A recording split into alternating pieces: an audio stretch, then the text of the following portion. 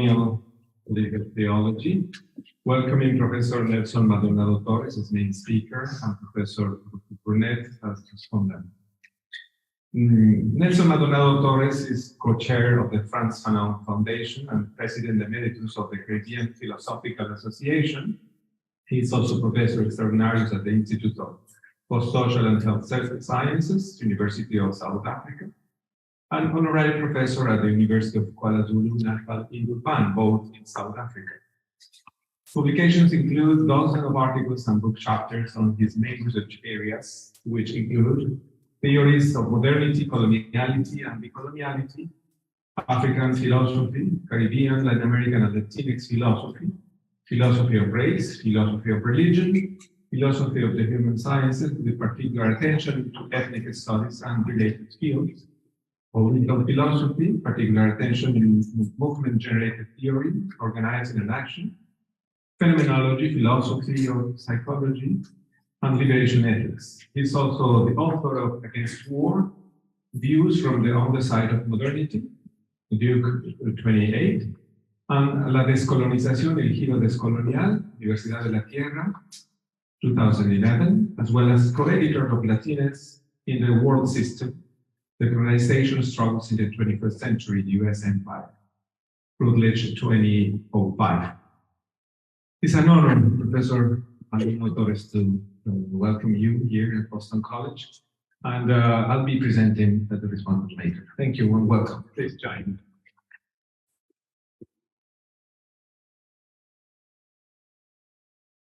Thank you very much to Professor Mendoza and everyone involved in the Beyond Global Violence initiative. It's really a pleasure being here today. I had also the pleasure of participating in the virtual program the last year, still under some of the worst parts of COVID.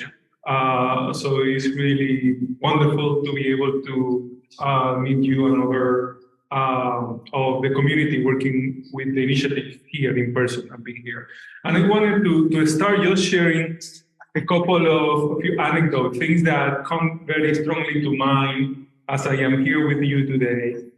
And going back to many years ago, in my the first conversations, or my early conversations about theology of liberation that I had the pleasure and honor to do it with a Jesuit priest at the Jesuit University. This is a Jesuit site, so that is present in my mind.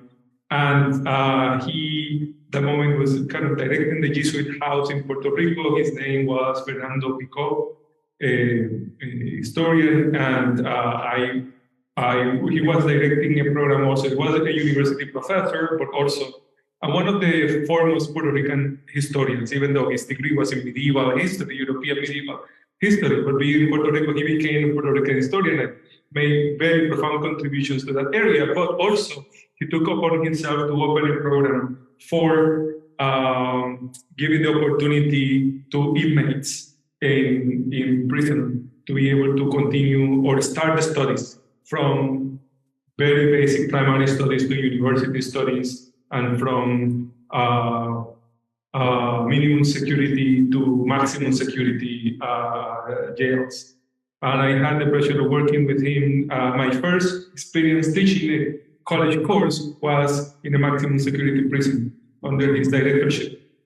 And so, and we talked about liberation theology among other themes.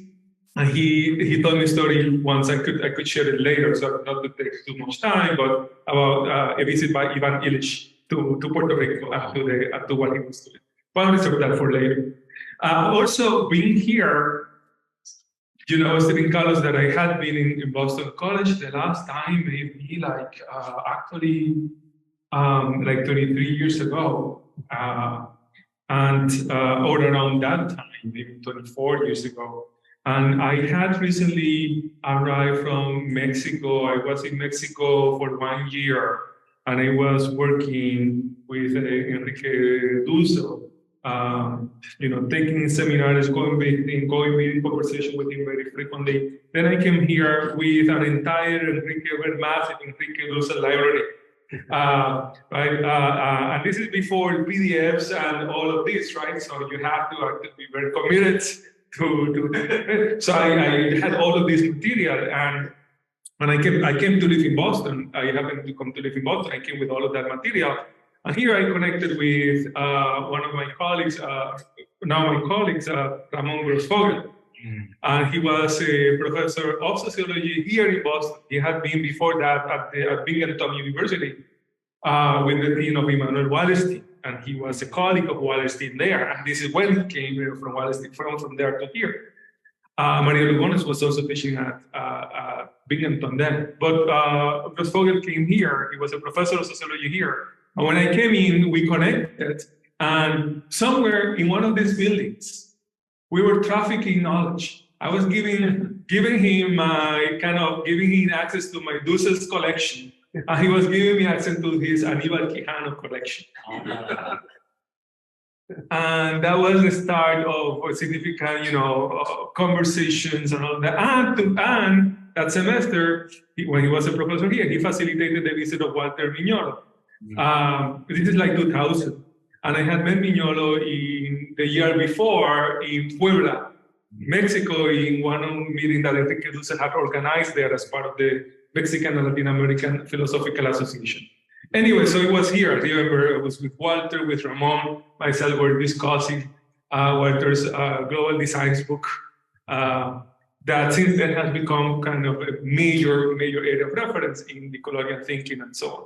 So yes, all of that brings all these memories. Also, an anecdote, and this one I would even be shorter, but these recent discussions on liberation and decoloniality, right?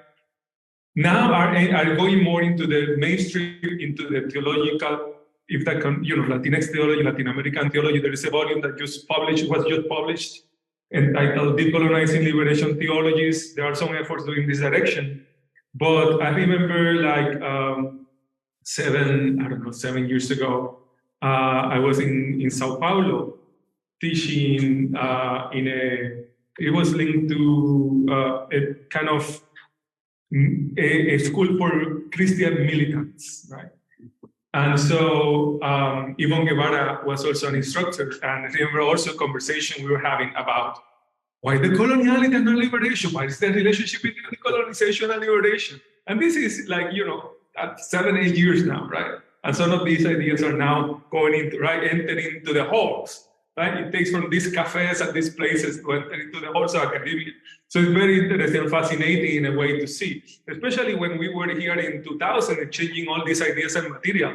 Little we know that, 20 years later, there will be so many people across the world joining us in this kind of reflection with this conceptualization. Some of which, of course, precede us, this coming from generations back. But also there was some confluence of knowledge, I think, in the post-1992 era of thinking about colonization that we started still unfolding.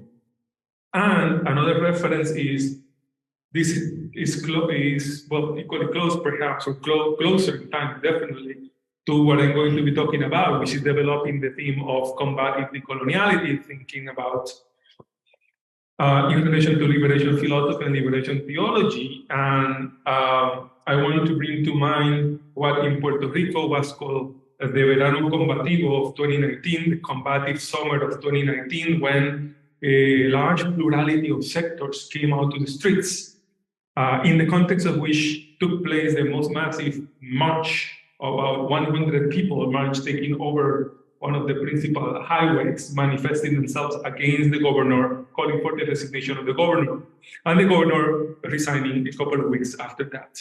And that month saw a large mobilization, multiple sectors, and a strong presence of feminist groups and LGBT plus groups in that environment. Right? And so I think we're still thinking about in Puerto Rico and living the aftermath and the impact of Verano Combativo, the combative summer. That combative summer was part, and that is how it was baptized in the island, right? It's known as Verano Combativo. And that was one of the references that we had in mind in the Frantz Fanon Foundation when in 2021, when we were commemorating the death of the 60th anniversary of Fanon's death and the publication of Breaches of the Earth, that we made a call to multiple organizations to think with us about the theme of combative decoloniality. And we did this in a context already, 20 years later, that encounter here in Boston College. And the literature on referencing, using the concepts coloniality, decoloniality, and so on that has spread. Some of us have been deeply concerned about its attempt at commodification within programs of study when a new industry emerged calling itself decolonial studies. Right? And so what does it mean when something that is meant to be an insurgent practice and praxis then is codified into specific methods, research themes, and ideas that then serve for, are used for professional advancement and for publication in environments where those who have been struggling for so long, using those terms and many others, are not part of that circle. Right? So we thought that Fanon left us Fanon left us with a clear, very compelling case that decolonial thinking cannot be, is not really decolonial unless it is militant or unless it is grounded in practice of transformation that necessarily involve the outside of the academy in a strong way. So we call on these different organizations to help us thematize this idea of combating decoloniality. These were organizations that were also engaged in mobilizing, engaging the terminology of coloniality, decoloniality, and emancipation-related ideas of Black consciousness too, and Black feminism. And so I want to start with offering you an insight into two of those responses that we got. To maintain the connection, the conversation between Africa and Avellala, one of them is coming from South Africa, and the other one is coming from Puerto Rico, which is both part of so-called the Caribbean, so-called Latin America, but also part of the US. That strange territory that is Puerto Rico.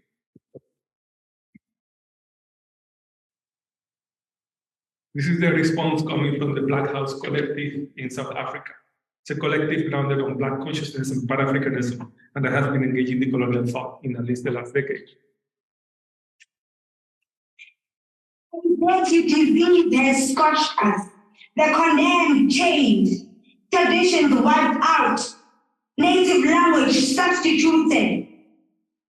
Scared and ill, the little spirit left, I shout combat. Fear still holds us down. My undying spirit shall go on in combat. I look at what has come of us. Shame clouds me. However, I fear not, as Fanon said. Shame is a revolutionary sentiment. I smile as I recall his words. It is a work in progress. Post-industrial revolution, changing world order. I still shout. Are you blind? The two compartments of the colonial world are still expanding. The dividing line has grown thicker. A world without spaciousness, men live on top of the other. A hungry town, starved of bread, starved of meat, starved of life, and starved of light. The new world order emerging, the condemned chained, still on our knees. The children of Tanzania are torn in two parts. Double consciousness outweighs us. A friendly reminder, a call for action in combat. We shout. No matter how well the Black subject has mastered the culture and language of whiteness, her body remains Black. A luta continua to Fanon's decolonial spirit of combativity. A luta continua to the unfinished project of decolonization. Sparks ignited, truth unraveled, mist of darkness now faded. Such a timeless gift bestowed upon us. A luta continua. The struggle against colonialism still continues. 21st century, digital era, westernization, Western culture is our colonizer, media the deliverer, I write what I like. I am Duduzi Enoko Simatodzi, 22 years of age. I am a member of the Black House Collective in Soweto. Thank you. Aluta continua. Aluta continua to find spirit of combativity. Aluta continua to the spirit of decoloniality. The struggle continues.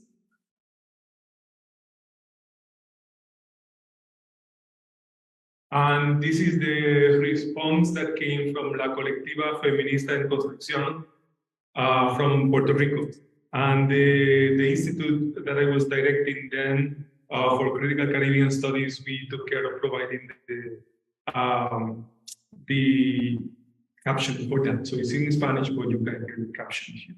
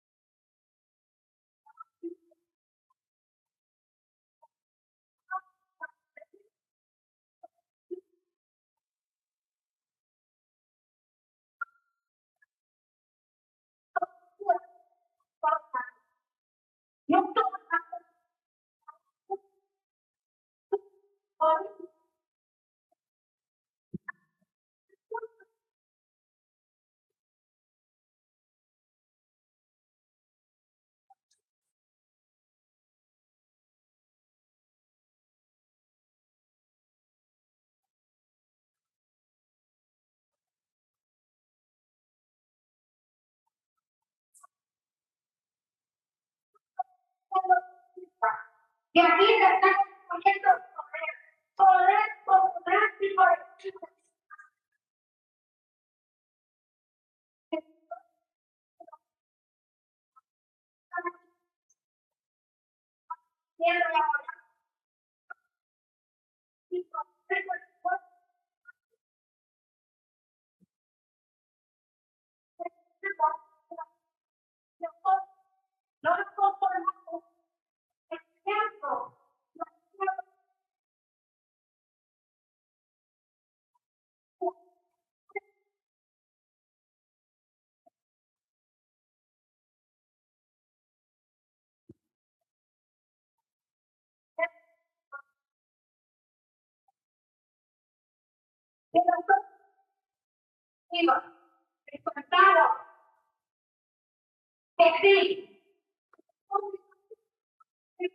Que sí, tengamos un espacio para adolescentes, que sí, tengamos un espacio para que sí, tengamos un espacio.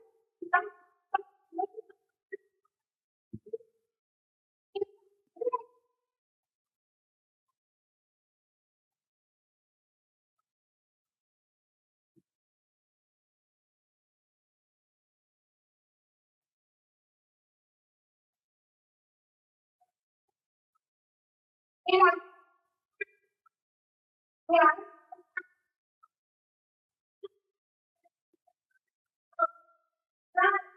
otros lugares también están construyendo y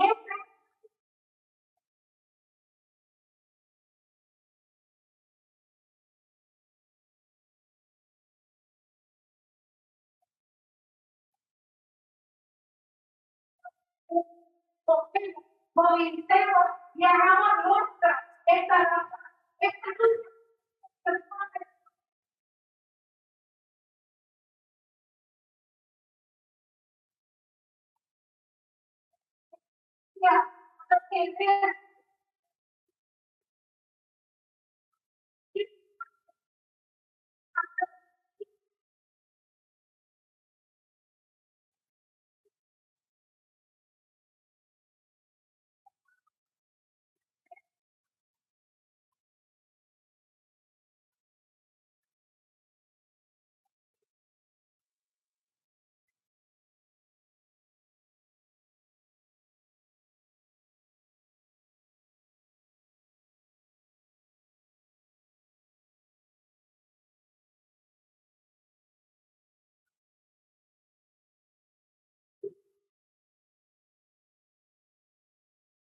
So those are two powerful responses that we got to the call for thinking about combating decoloniality. And what I want to do today is I want to share the text I have been working on that is a reflection about how, well, the title says it all. It's about liberation philosophy.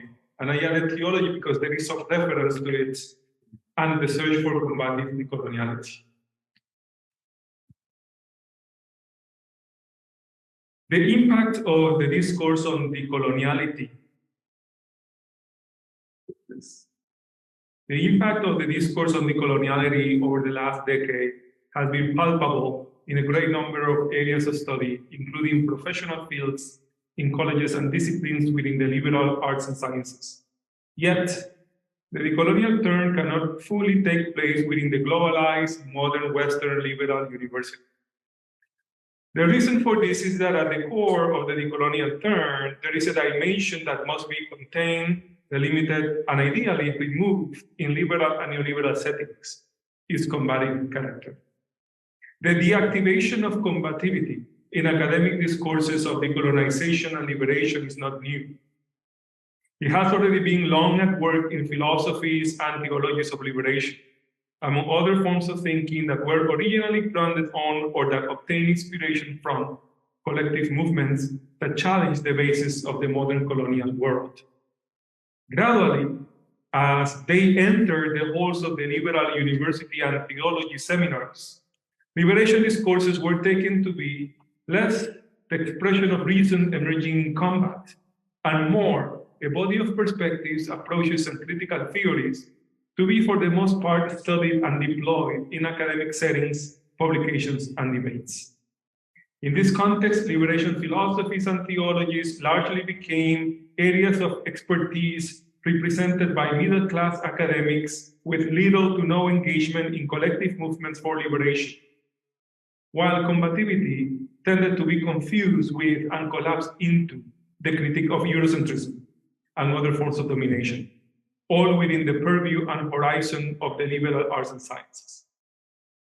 In this way, the structure of the white academic field and the ethos of modern Western Homo academicus largely remain untouched, even as the topics changed. The deactivation of combativity in liberation philosophy and decolonial theories, however, is not only a result of their integration within certain circles of the liberal academy. There are also internal contradictions and ambiguities in certain expressions of these areas that made them complicit with this deactivation. More than 6 decades ago, the Afro-Caribbean philosopher, psychiatrist, and militant Frantz Fanon outlined important general contours of the problem. In his classic decolonial treatise, The Wretched of the Earth, The Condemned of the Earth, Fanon identified 3 stages in the works of intellectuals from colonial contexts. The first, assimilation stage, when the works of the native or local intellectual, quote Fanon, correspond point by point with those of his metropolitan counterparts. The second, pre-combat stage, when Fanon, the colonized writer, has his convictions shaken and decides to cast his mind back. And the third, combat stage, that comes into being when the intellectual is part of the struggle and when writing is no longer the unique domain of the intellectual, both because intellectuals do not only contribute to the combat by writing, but also because many other writers emerge. Today, decades after the revolutionary process that inspired Fanon, it would be important to make explicit two additional modalities of intellectual work among colonized and racialized populations. These two modalities combine with the pre-combat stage to constitute three possibilities between assimilation and combativity. In that intermediate position, in addition to the pre-combat stage, one finds non-combativity as a firm and more or less set and permanent stage. And this is what it allows the kind of the professional pre-philosopher and theologian to exist in common within the academy. And anti-combativity as the explicit or implicit opposition, denial, or blockage of combative decoloniality. The differences between these modalities is not so clear since it could be difficult to ascertain when pre-combativity morphs into a more permanent non-combative posture. To this challenge, one must also consider that non-combativity and even pre-combativity can easily work in function of anti-combativity when they remain solely or for the most part inside the academy, since the function of the academy is to instill non- or anti-combative liberal values. And I should add here that I am thinking of these terms and typology that I am taking from Fanon as really critical today for thinking about the decolonial. Walter Mignolo had already put on the map the differentiation between decoloniality, westernization, and re-westernization. Right? You see, he calls it different options. I'm trying to understand more the different areas that exist within the decolonial. Within the decolonial, or within what is typically recognized as the decolonial. Let's say what is not clearly westernizing in an obvious way, and what is not really re-westernizing in the obvious way. I think that he left a very large area that he calls the decolonial, and I think it's important to make distinctions. In the at least Fanon was making them in the context of the struggle in Algeria, and I think that they are relevant today. This Fanonian typology is particularly useful today when philosophies of liberation reappear under the banner of decolonial philosophy and when references to decoloniality spread in the academy. For, overwhelmingly, it is arguably non-, pre-, and anti-combative intellectual activities and literature that are understood in the academy as modalities of the decolonial. The confusion is not difficult to explain since these forms of literature represent a challenge to the more clearly colonial assimilation stage. I mean, the academy is so rampant, the racism and coloniality is so strong that any given opposition seems like, you know, something that must be highlighted and read. Different from assimilation, non-, pre-, and anti-combative activity can include this Fanon says about these non-combative or pre-combative activities. I'm citing Fanon. Lists of the bad always characteristic of the colonial world. He says that these non-combative colonial intellectuals sometimes recreate themselves writing a critique of the colonizer, right? As well as offering descriptions and analysis of the pervasiveness of death in the colonial context, including necropolitics and Mayab. Sometimes this literature can take on more optimistic tones and recall, quoting Fanon again, the goodness of the people who are depicted as the guardians of truth. Despite the appearance of radicality and declarations of allegiance to one or another form of non-Western culture or thought, however, these non-, pre-, and anti-combative intellectuals tend to see themselves and or behave primarily as individuals and maintain an outsider relationship with struggles in combat zones of the colonial activity. Fanon's critique of colonized intellectual and his appreciation of combative decolonial activity played an important role in the formation of liberation philosophies since the mid to late 1960s, yet overwhelmingly liberation philosophy also arguably lost track of Fanon's insights. This chapter seeks to illustrate, this is the chapter for this kind of anthology, it still is a draft, I'm working on it. This chapter seeks to illustrate this by focusing on the early formation of Latin American liberation philosophy. Latin American philosophers had long been concerned with the question about the existence of philosophy in Latin America and about its degree of authenticity. Early liberation philosophers, such as the Peruvian Augusto Salazar Bondi and the Mexican Leopoldo Sea, combined existing concerns among professional philosophers in the region, such as the question about the existence of philosophy and its authenticity in Latin America, with the analysis and challenges that were emerging among combative intellectuals in the Third World.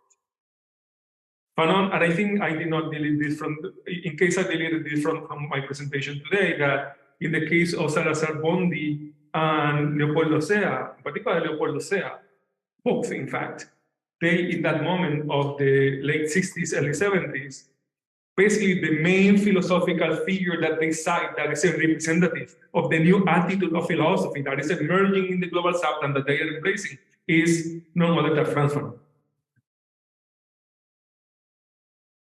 Fanon's work became perhaps the most usual reference in this context. However, while the liberation philosophers received inspiration from Fanon's combative approach to philosophy and intellectual labor at large, the questions about the existence of philosophy and about its authenticity squarely fit within the pre-combative framework and project that Fanon described.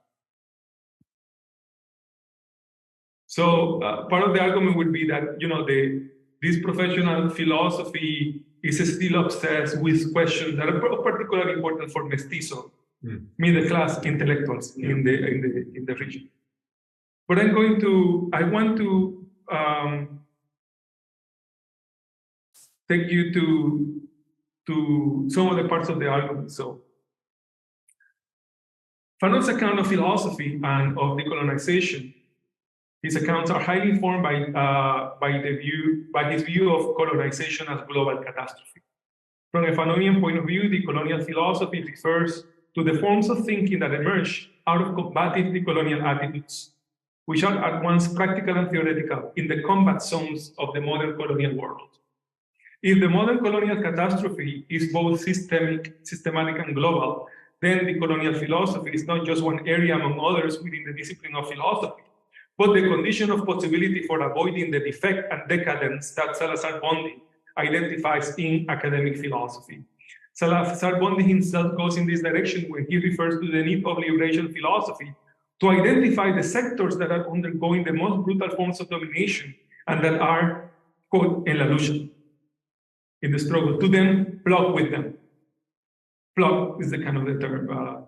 Salazar Bondi remarks that without this plugging, philosophy will remain an accomplice to domination. That is what for Salazar Bondi describes, that is what for Salazar Bondi characterizes the methodology of the philosophy of liberation. His notion of plugging with collective movements was inspired in the work of intellectuals like Fanon and Che Guevara. Fanon's and Guevara's models of intellectual activity went beyond plugging, though. They joined the movements of liberation and brought as part of larger collectives. Fanon went as far as resigning from his position as director of the psychiatric hospital to join the Algerian National Liberation Front. Fanon's combative decolonial conception of intellectual work promotes resignation as part of collective combative praxis, thinking and being. From a Fanonian point of view, decolonial resignation is an attitude and an action that prioritizes the collective struggle for decoloniality and the active engagement in projects of rehumanization. Decolonial resignation is one aspect of the decolonial turn, a denaturalization of the roles of individuals in the modern colonial world, and a reorientation that prioritizes the needs of the ongoing struggle for decoloniality. Salazar Bondi, I argue in this paper, the links, and this is a category that Walter Mignolo has also popularized, building on Quijano. The links from Western philosophy, but he does not resign from professional philosophy. So I'm thinking that not only the linking is important, but resignation. That's another point. For that reason, he can only conceptualize the work of liberation philosopher or the liberation philosopher in terms of analyzing and plugging. What Salazar-Bondi misses, partly because of his own residual investment in philosophy as a discipline, is the extent to which the start of liberation of decolonial philosophy is found, not among professional philosophers who seek to plug themselves to people in various struggles, but among the organized decolonial collectives themselves. Thus, the voices what we have raised. The task of liberating philosophy demands the decolonization of continental liberation philosophies. This is a lesson that we obtain from Fanon's work, among others, for example, Liberation of the Earth, The Dying Colonialism, and Parts of Towards the African Revolution, which included collective writings published under Fanon's name as an active participant and as a member of the Algerian Liberation Front in the combat zone of the struggle for Algerian independence. The similarities and differences between Fanonian combative decoloniality and Salazar-Bondi's liberation philosophy will become clear in the next section, which examines the reference to Fanon in text by Salazar-Bondi and Leopoldo Sea. That is a section which I am going to partly skip because I want to get into a very fascinating text by Salazar-Bondi. Hopefully, maybe how much time do I have? Yes, 24 minutes. 30 minutes. Perfect. So I'll try to monitor myself here. So it is Salazar-Bondi wrote towards the end of his life, in the early 70s, a philosophical reflection in the form of a dialogue, right? I mean, this abounds in philosophy, right? From you can think of Plato and so on, the dialogues as a kind of exchanges, right? To test philosophical positions. And he wrote one that he calls Bartolomé o de la Dominación. Bartolomé, or of domination, referring to Bartolomé de las Casas, right? So let me tell you a little bit about that time. That's how liberation theology gets involved, because Bartolomé de las Casas, in a way, was voicing the position of liberation theology. So Salazar-Bondi's Bartolomé o de la Dominación is undoubtedly inspired in the debates between Bartolomé de las Casas, who defended the Indians, and Inés de Sepúlveda, who believed that indigenous peoples were natural slaves and that they could be conquered and enslaved.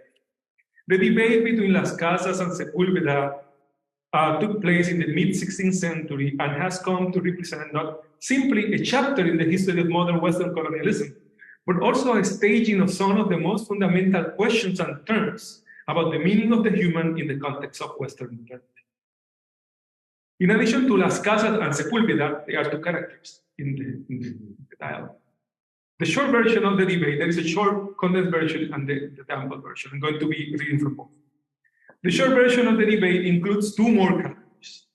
One of them is the Taíno cacique Atuey, based on the historical figure with the same name who sought to organize Taínos and some say also enslaved Africans in the struggle against the Spaniards in Hispaniola and Cuba. The historical Las Casas documented some of Atuey's actions and sayings, including a report of an exchange with a priest when he was about to be born alive. When the priest told Atuey about heaven and hell, he said that he would prefer going to hell, where he thought he would not find people as cruel as Christians. Atuey demonstrates a similar attitude towards Las Casas in the dialogue. The other character in the short version of the dialogue is a black man named Franz, who is identified in the title of the text as Franz. Franz appears in the long version of the dialogue as Franz with S at the end. Franz.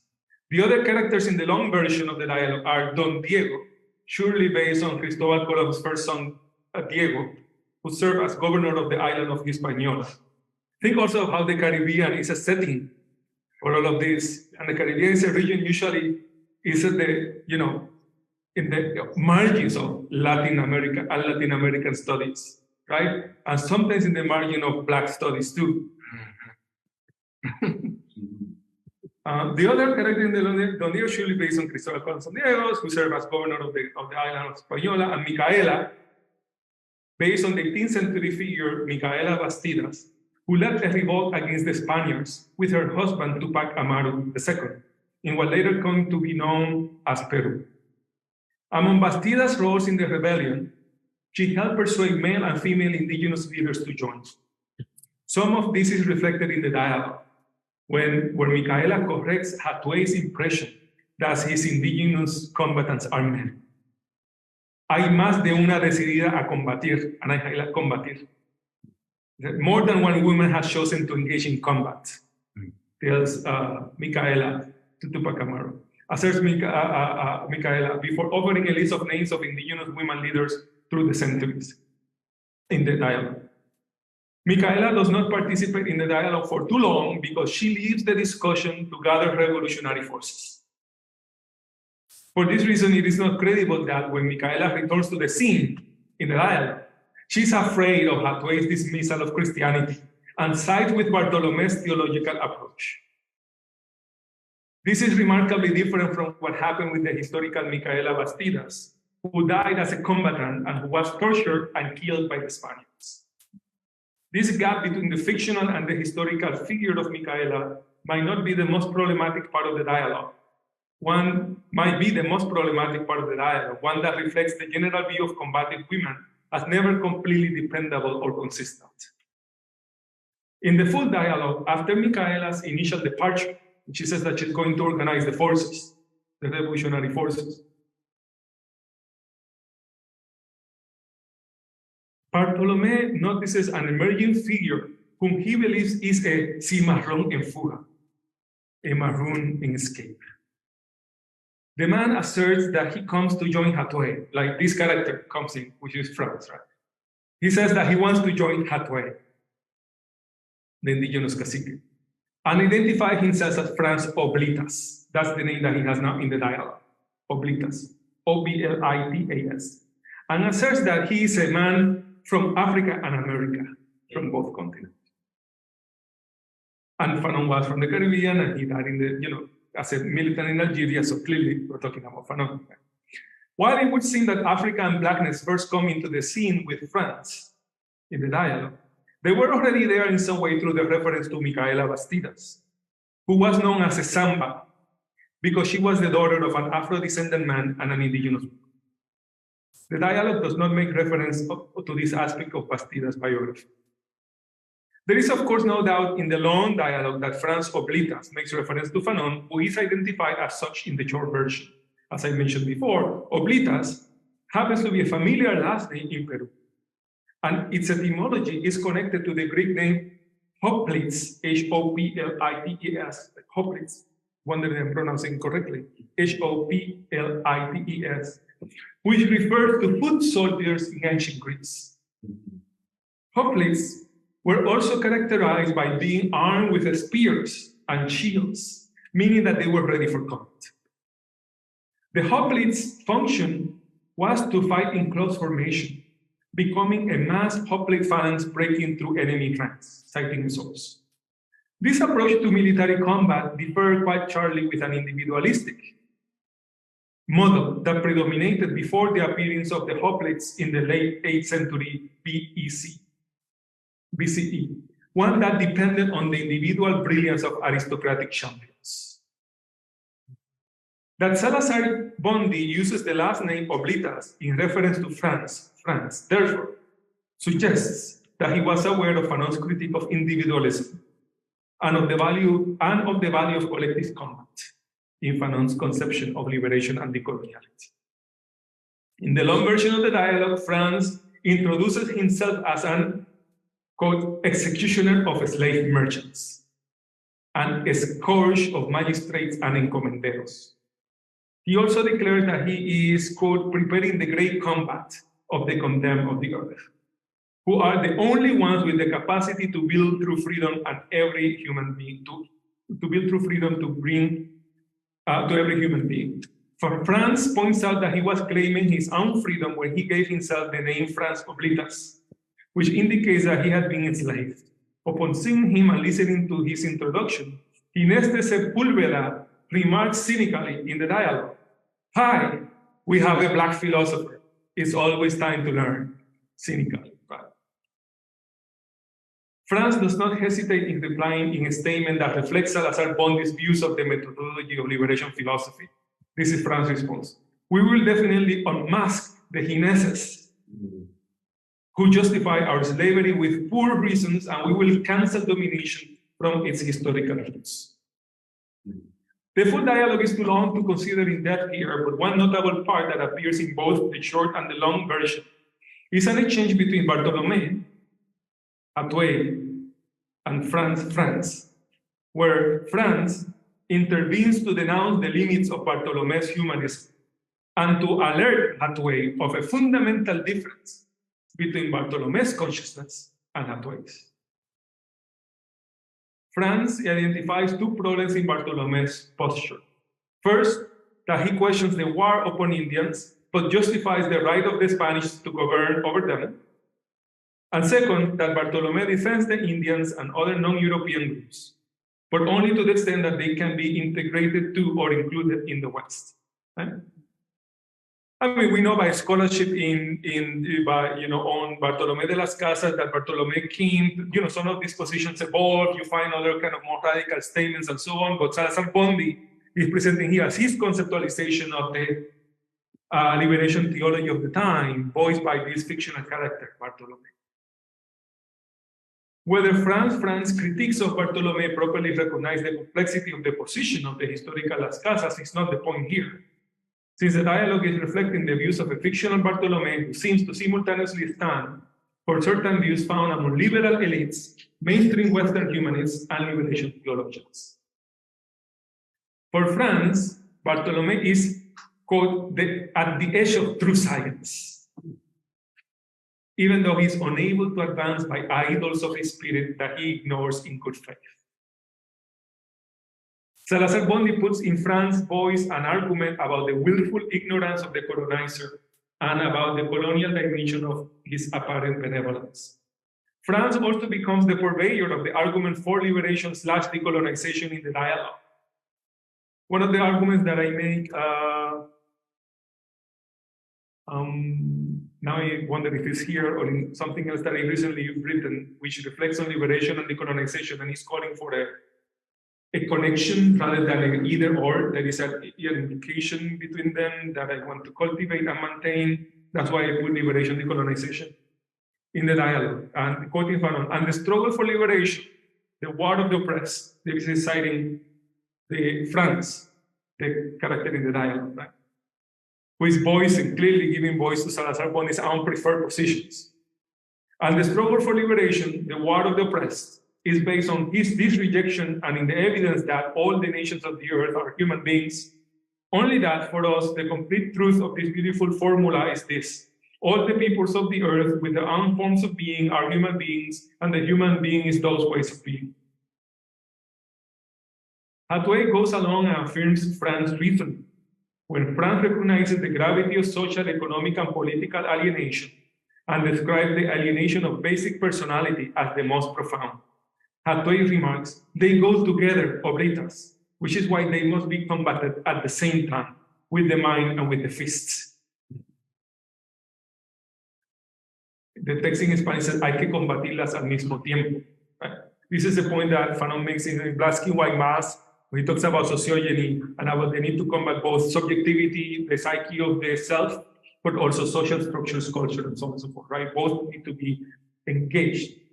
Here it is important to indicate that earlier in the dialogue, Bartolomé explains that when Hatuey gets baptized, his new name will be Ernesto. This is Bartolomé in the benevolence. A beautiful name, says Bartolomé, that means decisive combatant. Combatiente decidido. The connection with Ernesto Che Guevara should be clear, especially since Salazar-Bondi had identified Fanon and Che as the two major figures who carried the message of liberation.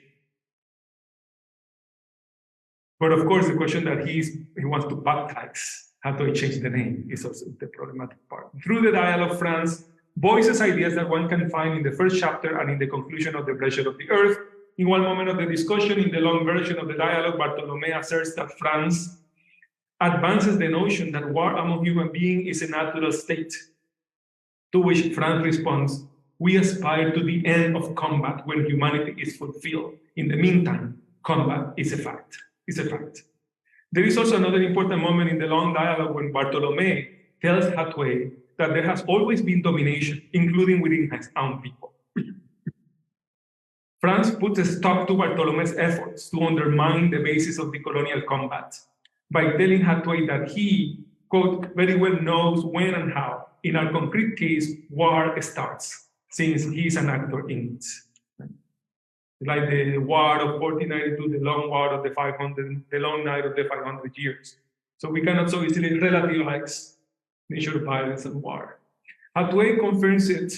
This is Hathaway. For us, it started the same day that Europeans touched on our lands. There is no doubt. Having no doubt that one lives in conditions of war, and that the war in question started with European discovery and colonization, is a major feature of combating decoloniality. This idea anticipates the thesis that modern decoloniality can be understood as a paradigm of war, and that decoloniality is, first and foremost, a combative activity. In addition to France interventions, Salazar-Bondi mobilizes the voice of Hathaway in the critique of Bartolomé. Sometime after France had already left the dialogue, Hathaway refers to God as the Grand Dominador, the Great Dominator, and depicts references to divine transcendence as counter-revolutionary. This is a view that Salazar-Bondi himself had raised against liberation theology. This perspective was surely an intention with forms of liberation philosophy that had emerged in Argentina, which had a closer relationship with liberation theology than either Salazar-Bondi's or Sea's work. A brief comparison with the work of the then Argentinian and now Argentinian-Mexican philosopher Enrique Dussel demonstrates some of the most important differences as well as a key similarity. The role of mestizophilia, a narrow definition of philosophy, and the search for authenticity in a view of liberation that fails to reach the level of combative coloniality. So the next section is entitled, let's see how much I can get through it, The Philosophy of Liberation Under the Shadow of Mestizaje. And I think the argument can be extended to some extent, right? That Salazar-Bondi will extend.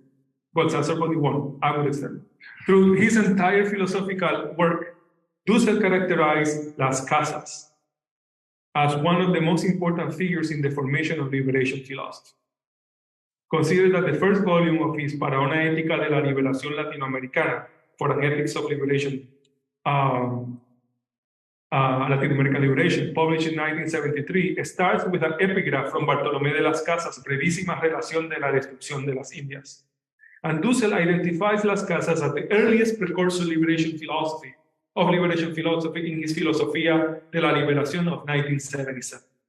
Like Sea, Dussel considers Fanon an important figure in the history of the struggle for liberation. But unlike Sea, Dussel did not consider Fanon strictly a philosopher. Instead of Fanon, Dussel takes Emmanuel Levinas as the central figure of his early work, which is reflected in the second epigraph of Para una ética de la liberación, is taken from Levinas's Totality and Infinity. So here there were, right, Salazar-Bondi from Peru, and also Leopoldo Sea from Mexico, and Fanon was kind of the major big philosophers, calling, but Dussel comes closer to liberation theology because he's also a theologian, a philosopher, a historian, and he displaces in a way Fanon and put Bartolomé de las Casas there. So you see the tensions there with the other figures in liberation philosophy. While Salazar-Bondi's dialogue places Hathaway and Fanon against Las Casas at the forefront of liberation philosophy, Dussel takes Las Casas and Levinas as the most important figures later on in the context of massive indigenous opposition. Because he did not put Hathaway, right? He put, again, it's Las Casas. But this is important. In the context of massive indigenous opposition to the 500th anniversary of the discovery of the Americas in around 1992, Dussel seems to go in Salazar-Bondi's direction when he selects Bartolomé de las Casas and Moctezuma. In the context of the 1990s, now with indigenous questioning of European presence, now Dussel introduces also Moctezuma.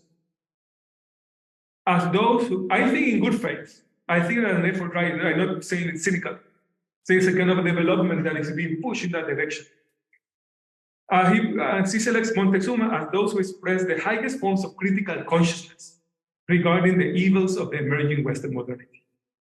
Dussel will return to the topic later in his Anti-Cartesian Meditations of 2008, where he presents Las Casas' work as representing, quote, the first philosophical anti-discourse of early modernity.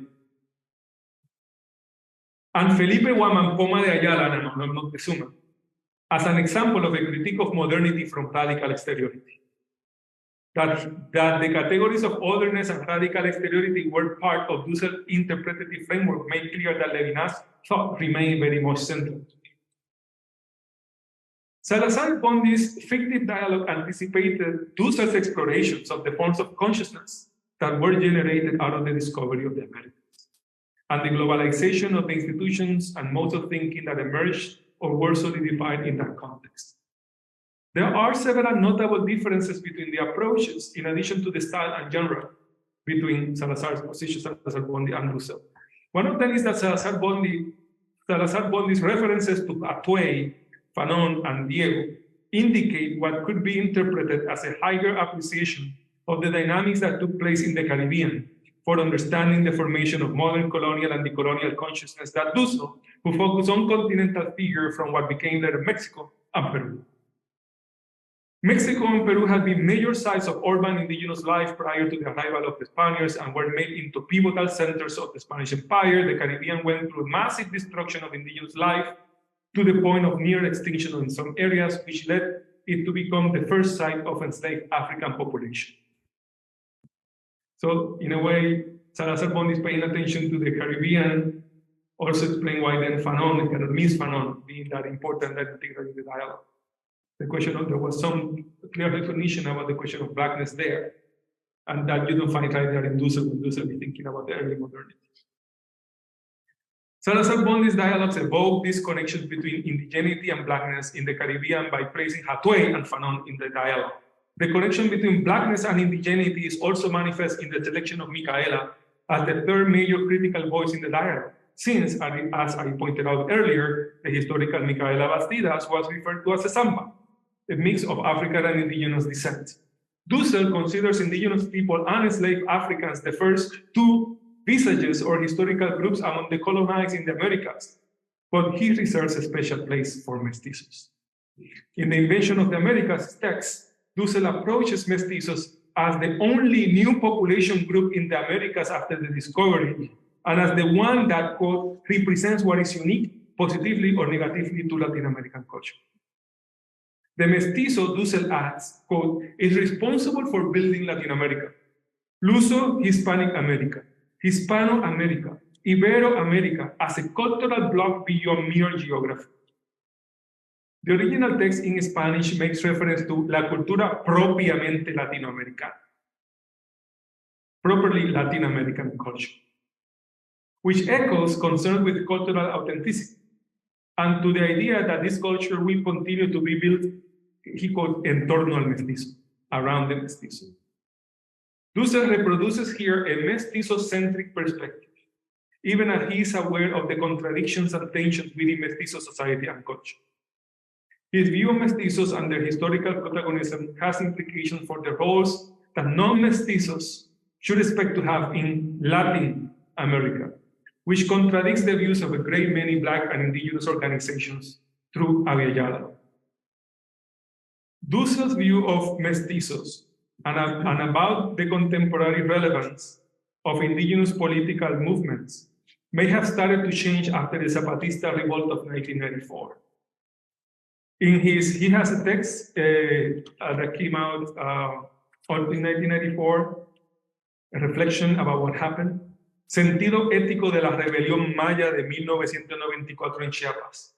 And he refers to it as a profound ethical interpellation that will provoke much to reflect, mature, analyze, and conclude in the years ahead. He concludes his essay, Dussel, written shortly after the revolt, with the assertion that, quoting Dussel, we, whites and mestizos, as well as award-winning poets and so many university intellectuals, have yet to learn much culture, beauty, and poetry to be at the level of the eldest among the elders of the Chiapas Mountains. May history forgive us for our ignorance and arrogance.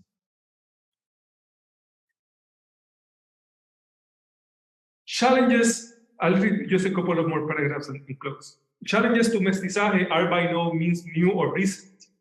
And it is crucial here to note that one of the strongest expressions of the critique of mestizaje in Latin America was contemporary to the early philosophy of liberation.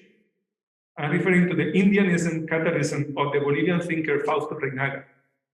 Reynaga, who considered Indianism the ideological and political instrument of the Third World Revolution, wrote his Revolución India in 1969 and the Manifesto del Partido Indio de Bolivia, the Manifesto of the Indian Party of Bolivia in 1970.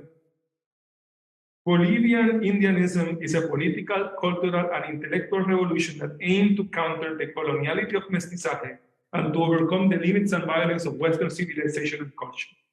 For Reynaga, mestizo intellectuals were largely responsible for instituting the reign of colonization in Latin America. They have been a destructive rage, writes Fausto Reynaga, for Indians, and the pest, mestizo intellectual, he writes, have been the pest for peoples of the New World. Reynaga was aware of Latin American philosophy, which he considered a mestizo philosophy that went from liberal in the 19th century to revolutionary Che Guevarista, he writes, in his time. In his critique, Reynaga explicitly targets some of the principal figures in Latin American liberation philosophy, including Sea and Salazar Ponce, which indicates that Dussel is by no means the only figure who struggles with mestizocentrism and mestizophilia among liberation philosophers. Mestizaje runs large through discourses that seek to identify authentic expression of philosophizing or theologizing in Latin America, and it has been a crucial part of the coloniality of Latin American thought, including the philosophy of liberation. Let me jump to my concluding thoughts. Perhaps the main, and by the way, Fausto Reynaga does engage Fanon. At least in his initial work, considered also a great luminary interlocutor. But what about the fact that, Fausto Reynaga, this voice coming from the Aymara indigenous context of Bolivia, is writing, and the indigenous Bolivians are rising up in that context and writing and intervening, 1969, 1970, right? And these debates on liberation philosophy are taking place in the early 70s. But you see, but somehow, always the historic Fanon made it, but you see, you have to go to halfway to find a reference of indigenous resistance, right? You have to go back to these specific areas and moments. But right then and there was an insurgence, right? A kind of upsurge of indigenous organizing in the region, but that doesn't reflect so much in the literature, in liberation philosophy. And I wonder how much it appears in liberation theology beyond talk about base communities. Perhaps the main virtue of Salazar Ponce's dialogue is that it gestured towards an understanding of the difference between non-combative and combative consciousness. For both Micaela and Fanon, leave the dialogue. This is what happened. They leave the dialogue. The ones who occupy the place of interlocution is, are the other figures. But Micaela and Fanon leave the dialogue to join other combatants in their respective combat zones.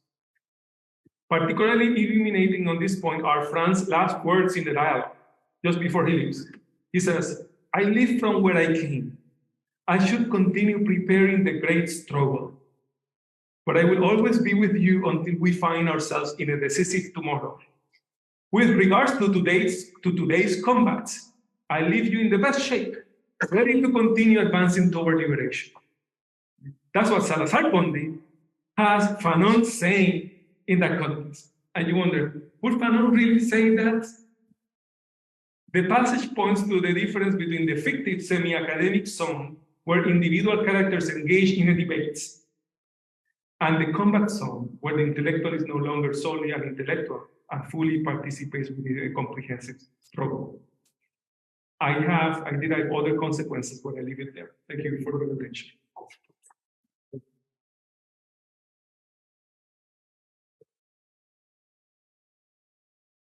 you, Professor Maldonado-Torres, for this wonderful, inspiring talk and kind of genealogy of liberation theology and rooted into philosophical debates. During the conversation, we will be listening now to Professor Rufus Burnett, and then a conversation with the audience here.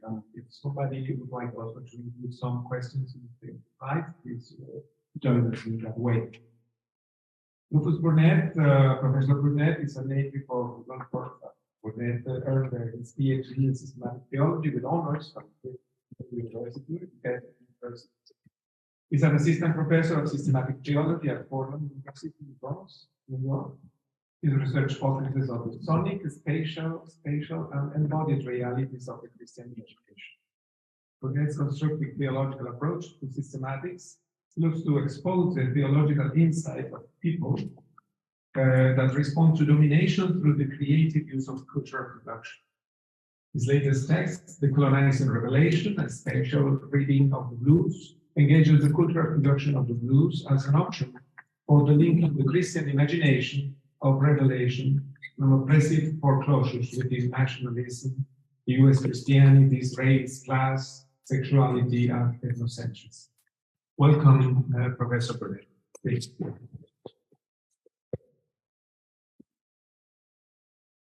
Where does one start with something so rich? As people in my tradition would say, there's a lot of meat on that bone.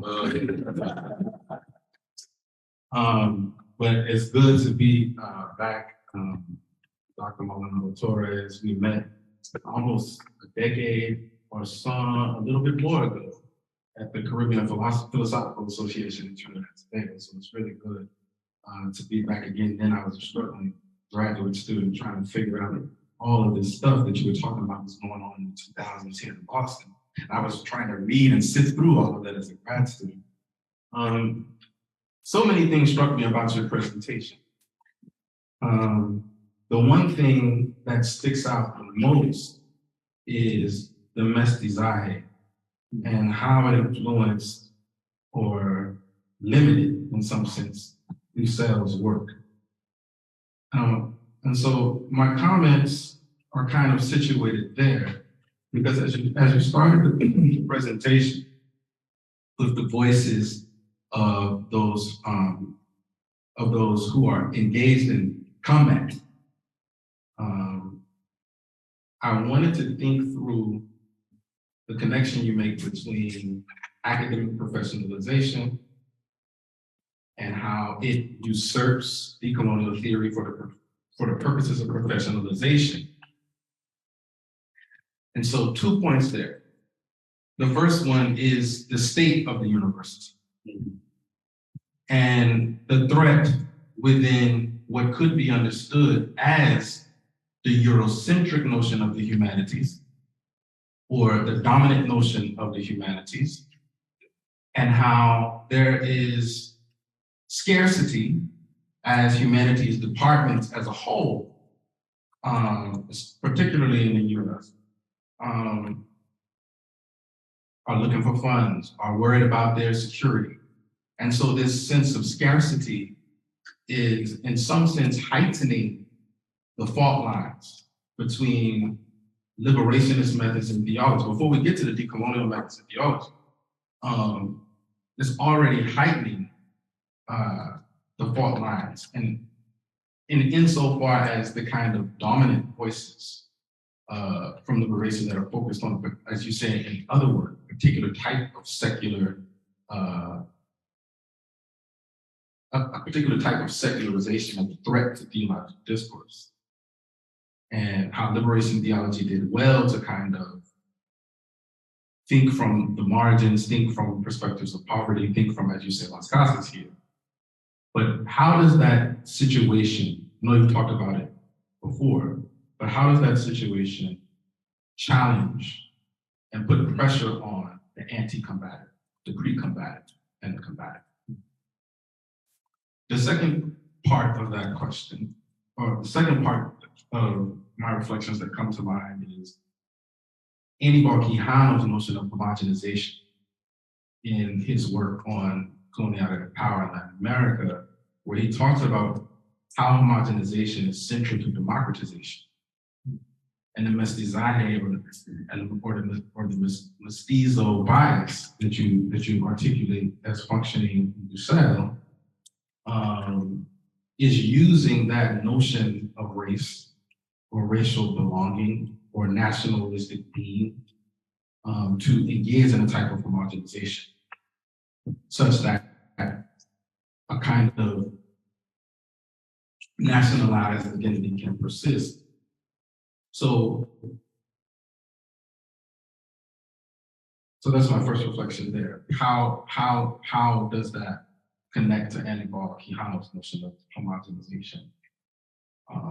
The other thing I want to mention here is this notion, the timing that struck me in your presentation, 1969, 1970. And as these perspectives are being worked out, as you cover, particularly with your reflections on Dussel and Reinage's critique of Latin American philosophy, I'm struck by some of the parallel realities that are going on with the debate between the study of Black religion and Black theology. And part of that debate there, as it's figured, and excuse me for being a reductive, between Charles Long and James Cone, is how we understand Black experience and Black religious experience. And the reason why my mind goes there, because a part of the difficult reception history of Fanon that you're covering is a part of that dynamic, in the sense that Long was very much concerned that theological discourse was a power discourse. And insofar as it was a power discourse, that what he called the theologies of opaque, and he would not just be referring to the Black liberation theology, referring to the work of Bondaloria, and I would say you could extend it to liberation theology at large, particularly at this notion of human identity connected to race. The opacity of, for lack of a better term right now, the non-mestizo, the indigenous, the Black, or as Bondi put it, Franz. And the reason why I say this is because Long was very careful to say, or to question the extent to which Black theology really had a handle on Black religious experience. The extent to which Black theology really had a handle on Blackness. And he basically thought that if we use theological categories to interpret this, if we talk about the Exodus narrative in comparison to liberation, if we talk about the Gospels in comparison to Black liberation or Black culture or Black religious aesthetics or what have you, that we would risk building a hermeneutic that actually bubbled out of those everyday, ordinary experiences of the people who were being pushed ontologically, politically, aesthetically to a margin. And in that space, as he says, we have to crawl back through history, accepting what was once forced upon us in order to be articulate. Yes. And so the challenge that you raised to liberation theology, I think there's a parallel challenge to Black theology. And so I'm interested in dialoguing with you there. As in other works you refer, and it becomes really stark to me, not only in what you presented today, but in some of your other works where you start to critique John Milbank and the idea of radical orthodoxy. And one of the points that you make there is that some of the perspectives of radical orthodoxy, which have this allergy against the secular rise of the secular world, is that they forget the kind of global lineage of liberation theologies. And one of the persons you mentioned there is Cone, and saying, insofar as Milbank in particular focuses on the Marxian influence on Gutierrez and other liberationists, he misses the fact that there are other people thinking about liberation from other perspectives. And it stuck out to me. I was like, well, there's a debate there, right? And so that debate was being really brought into stark contrast in a recent article by Victor Anderson. He's talking about the flesh stuff of Fanon's way of mattering God and the kind of theological discourse that influences Cone's notion of God or his way of mattering God. And there he also William Hart's work, Afro-eccentricity, and he says that Black theology is kind of troubled by the standard narrative of Black religion, in which the Black church equals Black religious experience.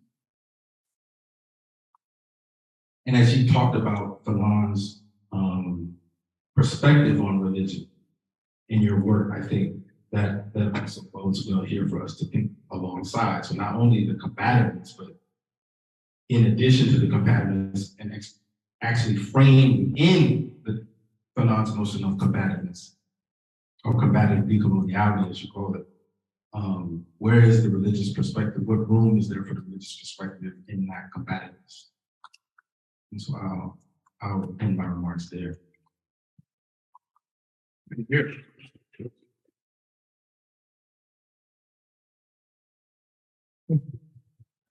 Professor Maldonado would like to just engage a conversation following the first remarks, please, and then the audience.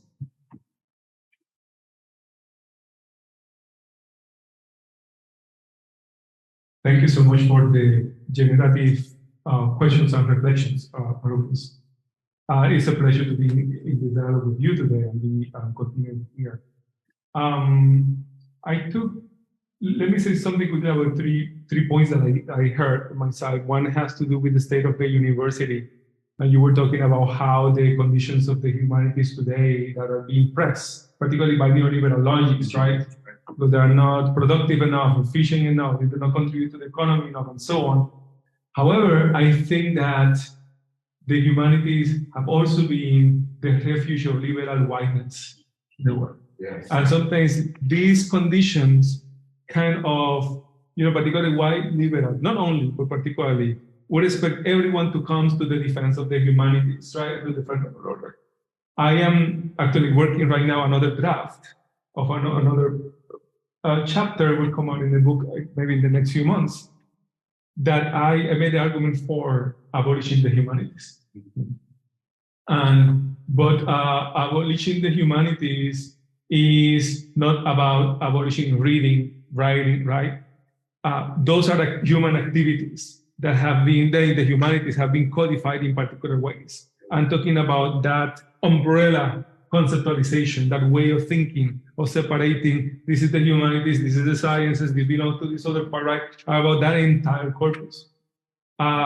Which is what accounts for this criteria of, oh, you're not productive like the sciences are, therefore you're right. So I'm asking also for the abolishment of the entire system and criteria of looking at this, right? But it cannot be, simply will be in a reactionary mode. If we just want to come to then, yes, we need to save the theater department and the philosophy department from cuts and so on. And who knows, strategically, that makes sense in a particular place, right? But even when it makes sense, it should not be about saving the humanities, but about creating the conditions to transitioning into another way of thinking about knowledge. Yes, yes. And another kind of setting, even beyond the modern liberal university, right? And some of the activities that we find, I think that part of this, you do it by creating effective connections of designing areas, we're talking about pedagogy before, designing pedagogies with, how I do it is with collectives that are outside the university, engaging in decolonial thought, mobilizing decolonial thinking for understanding the state, understanding the terrain of the struggle, right? And creating different spaces for learning. So I will be more into using, we cannot sell decoloniality shorts, right? And we have to flesh out its entire consequences and use our energies to support projects that are really going beyond the horizon of the humanities and the liberal arts. I mentioned, was it yesterday, this morning, what time? I think yesterday, I forget it. I made this morning, I made reference to this new institute for the critical study of Zionism, right? This is institute, these are the codified names. It's an institute, part of the humanities, right? Part of it's a critical study also. So but you see, it is formed, the structure is formed by people who are in academia and outside academia. It's a project, it's going to start starting now. The first conference will be in a couple of weeks. I mentioned they have, large board. Judith Butler is one of the people who are supporting the board and so on. But I'm thinking, if we're going to be in right, what would it be? Forget about, saving this department. No, let's create something that will bring people together to really get to some elements in the core structure of modern colonial power as it finds itself where you are located. And if you're located in the US, and if you're located in a Christian institution, somehow combating this overwhelming Christian support and a critical support of the state of Israel needs to be a major thing. So how about if we think about obtaining resources, everything, to do projects of this kind? I'm not saying only about that, right? I'm thinking projects that are of this kind. Collaboration, when I was director of an institute, I used resources to create activities with community and activist organizations, creating different spaces and circuits for knowledge and so on. So I would be more interested about that, right? And using the humanities to the extent that people, they need to demonstrate their relevance and not take it for granted.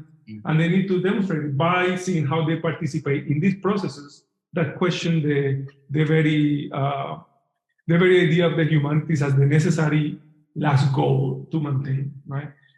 So I don't know, that would be a kind of, that speaks to the combativity, to not going too long, just maybe jump to the third point about Charles Long and James Cone. I've always felt myself close to Charles Long in my approach to philosophy of religion. But I think in multiple ways, right?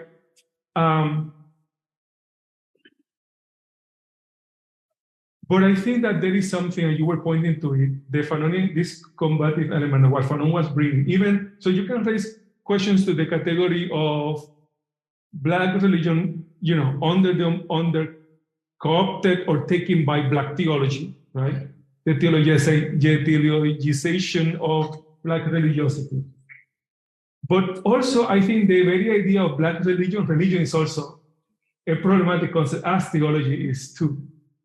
And also the question of ordinary, religious life, that also. And I think of Fanon, another dimension of his combativity was present in Black Skin, White Mass, where he stands. And this, if you think about it, it's coming from the Francophone context. There may be some linkages here with Cartesianism, doubting everything, and then he begins to doubt even that, Black subjects that they represent, that when you look in the ordinary life of the Black subjects, what is that you're going to find? The God being revealed in the struggles. He wants to begin with finding the multiple force of anti-Black racism among the Black community itself. Right? That there is no romanticization of that space, that whatever combativity is, right, you are going to discover what is an effective combative tool, but you have to engage in a critical, serious assessment and self-critique. Self-critique as the first step of the process. And I think that Fanon is starting with the self-critique in a radical way, and then he culminates in the actual liberation engagement, resigning from the university, resigning from the hospital. Those two areas for me are crucial for me, and I'm missing them. Probably Charles Long a little bit too. Mm-hmm. But that's something for our generation to keep talking about and cultivate. Thank you. The floor is yours, so we can improve the conversation. We can share some insights. It's not only about question and answers, it's about engaging a creative conversation. Please, Francis will be open with the mic. Thank you for your presentations. So my question is coming from a class I'm taking in the sociology department. It's called Classic Social Theory, and we're doing it from a post-colonial perspective. So it's like we read the three fathers of sociology and then decolonize. And I was in a discussion with my classmates last class, and we were actually talking about what would imply for it to be decolonial sociology. And we got to the conclusion that it would imply not being sociology. And he said, well, but then what do we do? We can't do that, right? And so my question is, and I'm really curious about this myself, how do you navigate when you enter into like space of imagination where you have to create and start thinking without tools, or on the contrary, getting rid of tools that like control your thought? What are the steps you take to walk into that? And I relate this to theology in the sense, if this is happening with non-religious thought or non-theological thought, how could it be possible for theology or for Christianity to remain itself? Some other comments, questions? Yeah, taking 3 or 4, and then some comments from Professor Maldonado-Torres and Professor Burnett.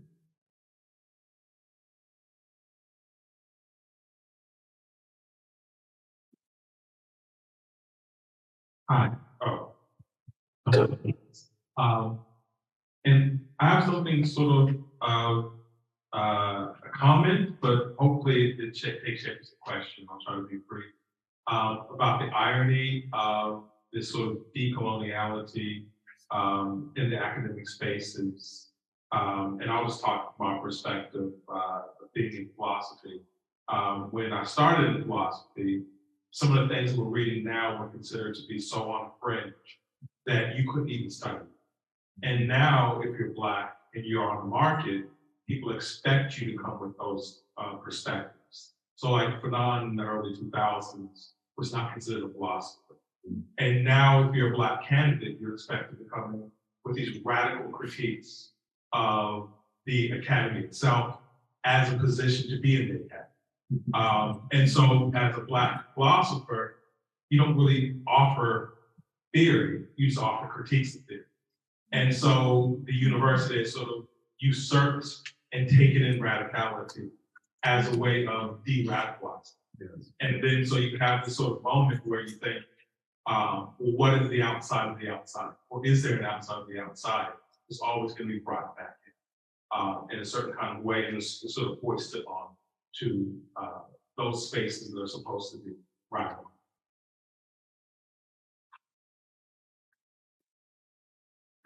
I guess a quick question. I'm just curious about this. You've been talking a lot about liberation philosophy.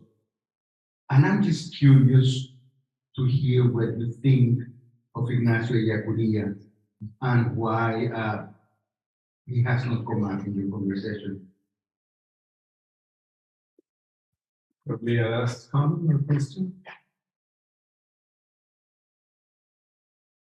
Yeah, please. Can you introduce yourself? Okay. Hi, I'm Matt Cup, second year systematic theology, the theology department. This is a question kind of following up on the university question and a little bit on sociology. Of course, I've been reading Max Weber's vocation lectures.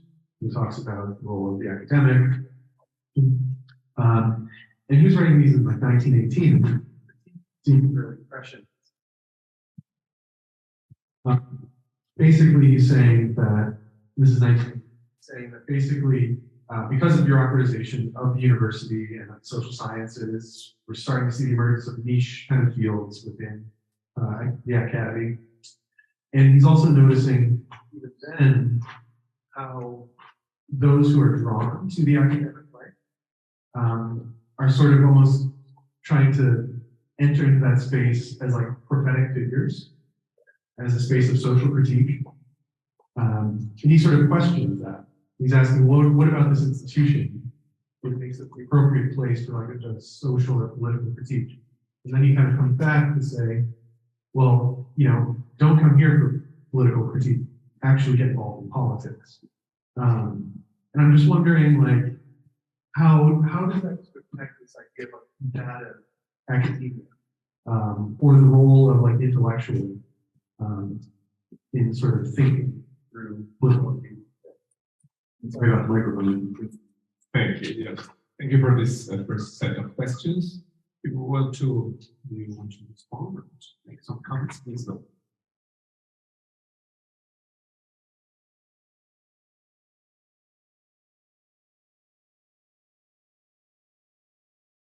Yes, I'll try to be brief. Thank you for those offerings. So the question about, I think that the question about decolonizing sociology and the response that it may be that the conclusion is that what you end up with is not sociology anymore, right? I think that I think when you read, let me say, you can make the same questions about anthropology, philosophy, and so on. And I'm sure that some of them, we should not come into any of them thinking that we're going to end with a version of them, right? We may be let outgrow them in a way and do another kind of activity. Sciences and disciplines, they were invented, right?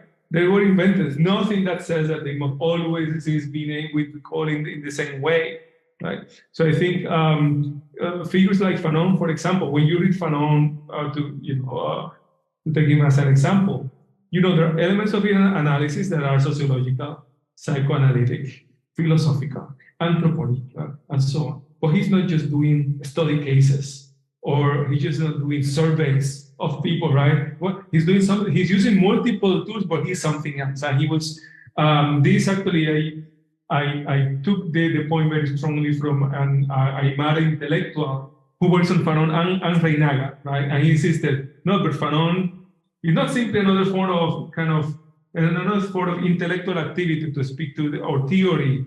It's another form of being in the world as a person who is creating, producing knowledge, and being in the world. We're missing the name, the term, which is beyond theorists and it's beyond intellectual too. I am calling it so far combatant. Combatant. Drawing from his own work. So what would it be to be a combatant, to think of yourself not as an aspiring intellectual, but as a co-combatant in a combat zone of decoloniality?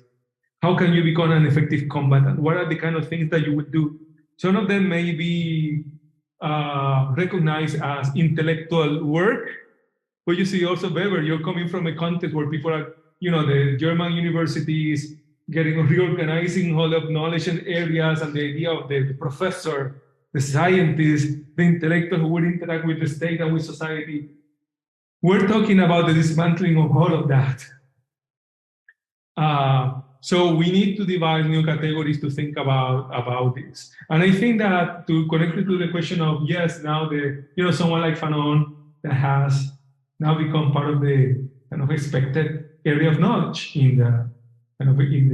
among Black, in African American philosophy or Black philosophy. But you see, there's always these are part of the game of inclusion and diversity, right? That it is admitted, but always up to a certain extent. To the moment that you get serious and you want to do something else, no, that you don't find a home here. So you are recruited to assist in the commodification of this form of thinking within the accepted parameters of the discipline in question, which could be philosophy, it could be theology, and so on. And then even Fanon then becomes an unrecognizable figure. And then Fanon studies emerge. And then you have, Fanon specialists and different theses, or whether dialectic means this or means that, or whether, did he really believe that violence was unavoidable? What do we think about decoloniality and violence, right? And we become experts on that. But you see, one is missing the core, right? The attitude, what Fanon was talking about, which is in face of modern colonial catastrophe, you cannot just respond through the avenues created by the liberal world to engage our world, and one of them being the intellectual, right? And the thinker. You become something else. And so I think that that's the challenge that it remains for other disciplines and for everyone. I think that, whether folks like Ella Curia and others, rose to that level, I invited you to share and say more, right? I don't think, I was talking here, right, using this notion of a certain generic version of liberation theology represented in, but of course not every liberation theologian will be represented in that account. But even those that do not necessarily raise to the level of a combative either. But I do not doubt that, particularly in that level, because it's something that I take from both theology, not so much theology, the liberation part, to some extent the theological, it has to do with the question about the spirituality of practices. For example, some of the people with whom I've been collaborating most closely, let's say in the last decade, are active organizers and also within the academy, not people doing critical theory and philosophy and theology. It's people sometimes located in professional areas, right? So particularly psychology, right? Like community psychology, that they are embracing a lot of this terminology, and they are really, because they're talking about people reality, right? Living problems, and that's how they are activating that, right? And I think that sometimes there is a section of religious life, theology, right? They could have that life of contact with people, breathing, people struggling, and so on. That when that closeness or proximity exists, there's usually more air circulating than in these high places of the humanities where you do theory. Like the ones I described this morning in this seminar with the high theories telling me that no, Fanon was wrong about saying that there was critique in Algeria separate from the French, right? And these are the most elite spaces in critical theory, yet you find that. If you want to find some other ways of thinking, it's usually in this other satellite. And what I do in philosophy, and now I'm a professor of philosophy, I do it within that space. I give myself the liberty and freedom to think of philosophy differently, and to think of philosophy as connected to the responses to decoloniality. And so philosophizing will involve another kind of activity, other than being the professional philosopher, commanding different texts and traditions and codifying them and so on and so forth. So I think we can engage, Catherine Walsh would call it increasing the cracks in the academy, right, going in different directions. But we're still doing against the grain, even and way beyond the seductions of now proving our expertise in the Black thinkers that were not admitted before, because we know that commodification is still at work. And not only commodification, but the deactivation of the combative dimension in that thinker of those figures, right? And suddenly we're supposed to look at Fanon as one figure and to put him right alongside other, maybe Black thinkers who were not merely anywhere interested in the combative. Yet now we're thinking about the body of Black philosophy, Black thought. You see, it's already flattened down. It already is made to serve as it's in the plate for you to become the expert and to show your expertise. In face of whom? Of the dean, your peers, and so on, who is the academic world. Right? So I think, but there are ways in which we can still. So the challenge is there not only in your sociology class. The challenge will continue through while you are in the academy, but there are also possibilities of defining. Would you like some comments? And then a second round, last one probably, before lunch. Yeah, please. I'll just briefly say here, and I'm reminded of a quote from an enslaved person who was recorded to say this. This is a part of the early 20th century movement to record slave narratives, and this is taken from R.A. Judy's book, Sentient Flesh. And at the end of the quote, the person, he says, my father and my mother were sold away for me, but old mistress couldn't rest without and went and got them back. They stayed right there till they died. Us folks was treated well. I think we should have our liberty, because us ain't hogs or horses. Us is human flesh. And I think at the bottom of the question, or not that there's only one thing at the bottom, but one of the things at the bottom of this question about the academy, the disciplines, do they survive? How does the combativeness remain combativeness in the face of what I would call elite capture and so forth? Is where do you situate progress? And that is what Nelson is really, to me, giving us. Where is the front? And for this enslaved person, the front was at the level of flesh. And as Judy unpacks this, it's really compelling, because what he's saying is that thought does not make him human. Thought does not differentiate him from hogs, right? Or horses, right? It's not the cogito ergo sum, I think therefore I am, that separates him. It's the sentience of his flesh, his ability to feel himself in his body. And to me, what is happening at an anthropological level in combative is that resistance that emerges, as you talked about through the three stages that Fanon talks about, the assimilation, where you still are not in your flesh. And there's the shaking of the conventions, where you're trying to figure out what I have to give up to be flesh, or to be human, or to fight for a perspective on the human that is, that I can look at in the mirror and see reflected back. And at the point of combat, I mean, the jig is up, right?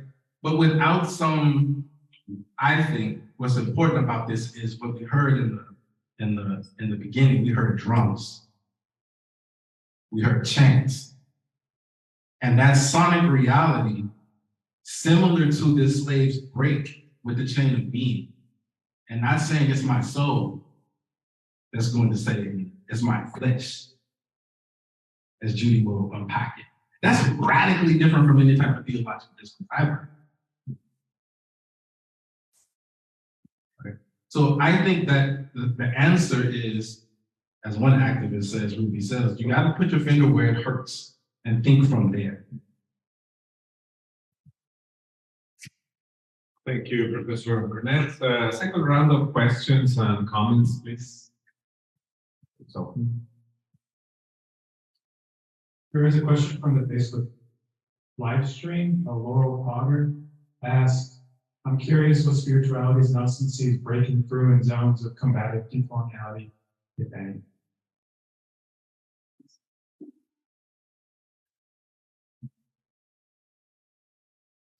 Else would like to share insights and questions?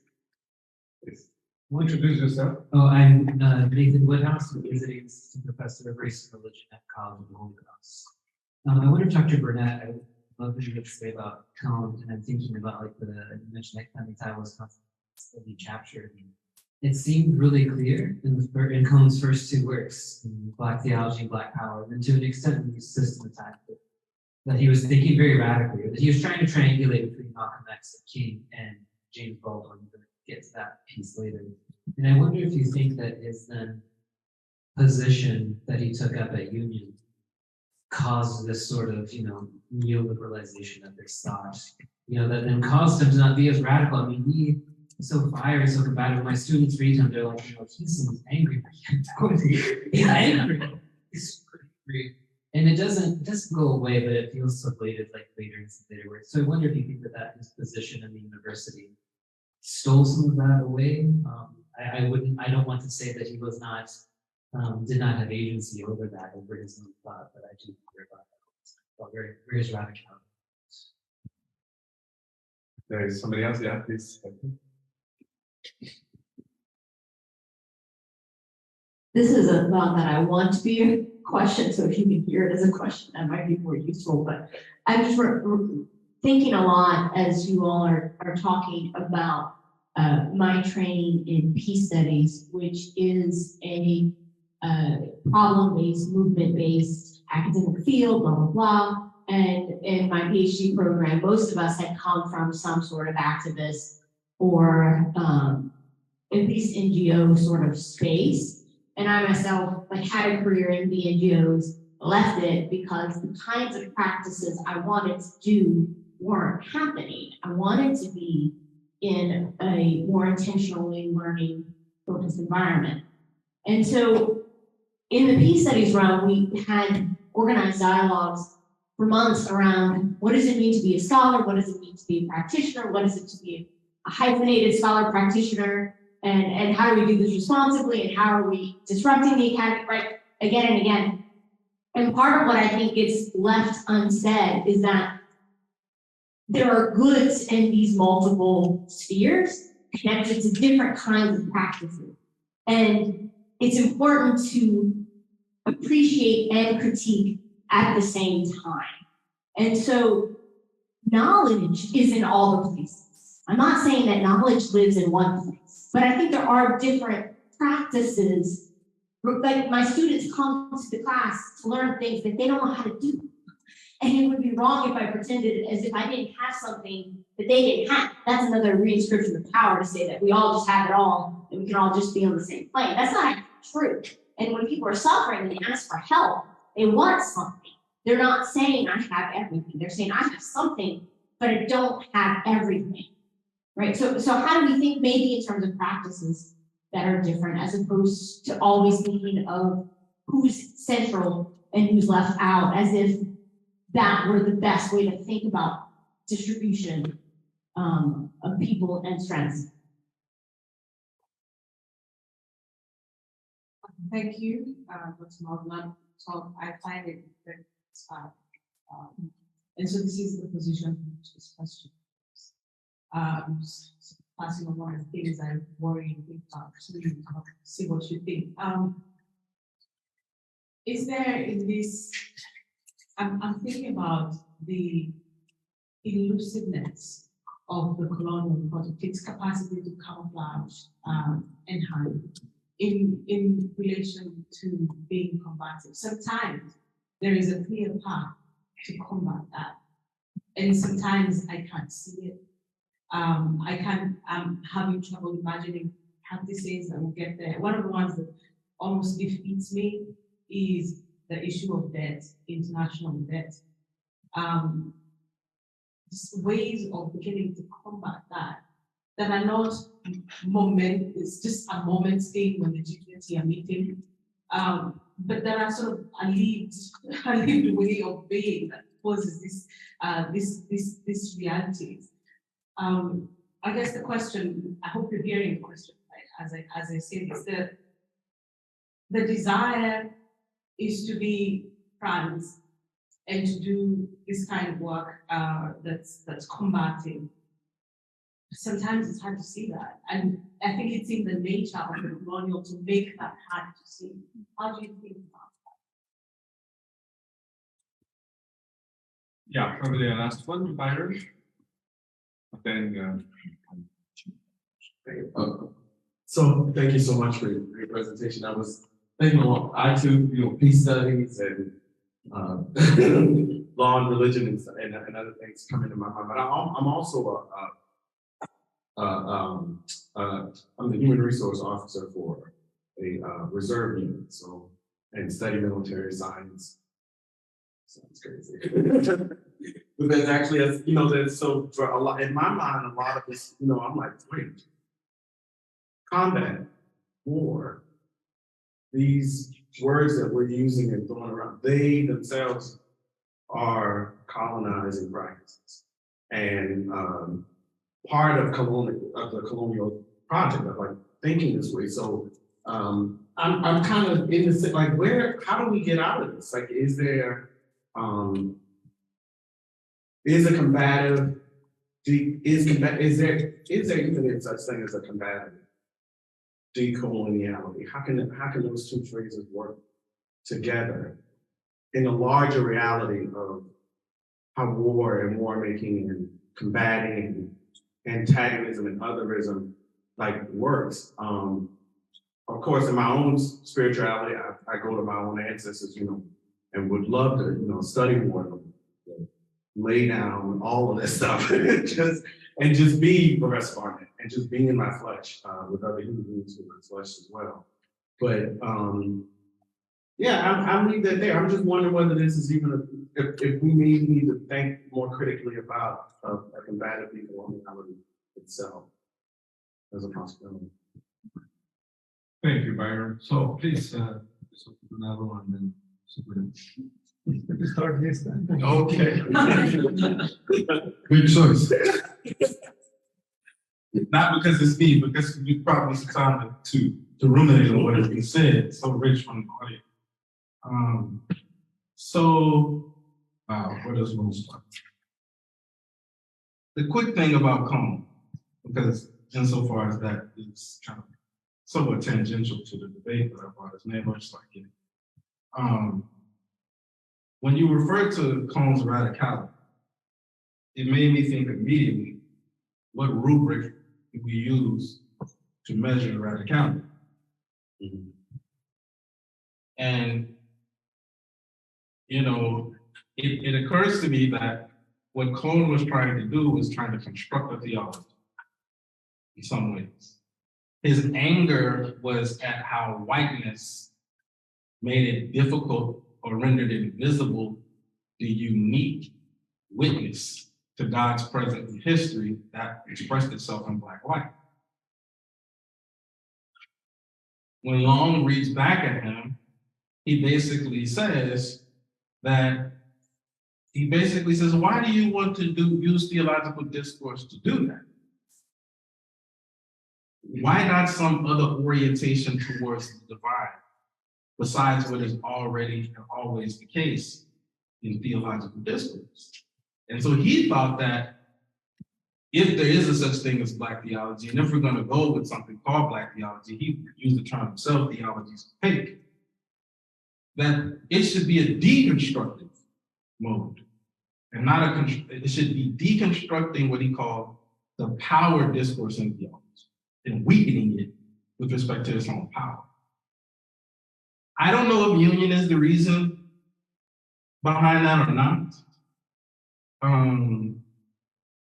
But I do think that part of the radicality, I hear Nelson's assessment of Long, like whether or not he's pre-combative or combative in some sense. I kind of hear you raising that question with respect to the study of Black religion. That's a good question. We should think about that some more. But I do think, in my own work, when I look at the blues and the historical development of blues, you see this combativeness there that is resisting the church being the only social situation or way of organizing reality in time. And so there's a tension there, a counterstatement, if you will, against that discourse. And I think Long is representing that, even though COLLOQUIUM writes a book, Spiritual Beliefs. But I'll leave that there. I don't know about the elusiveness of the Colonial Project. I think those in struggle are witnessing its reality. And I wonder sometimes about the positionality of the different types of interpretation of elusiveness. If there are spaces where to situate oneself before the totalizing elusiveness is a luxury.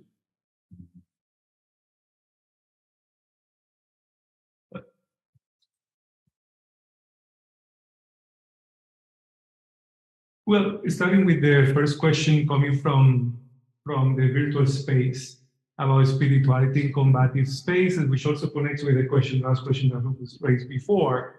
I was thinking that, for me, I would say that I see spirituality in the bones and modalities of connection and encounter among subjects who were not supposed to be together in the first place.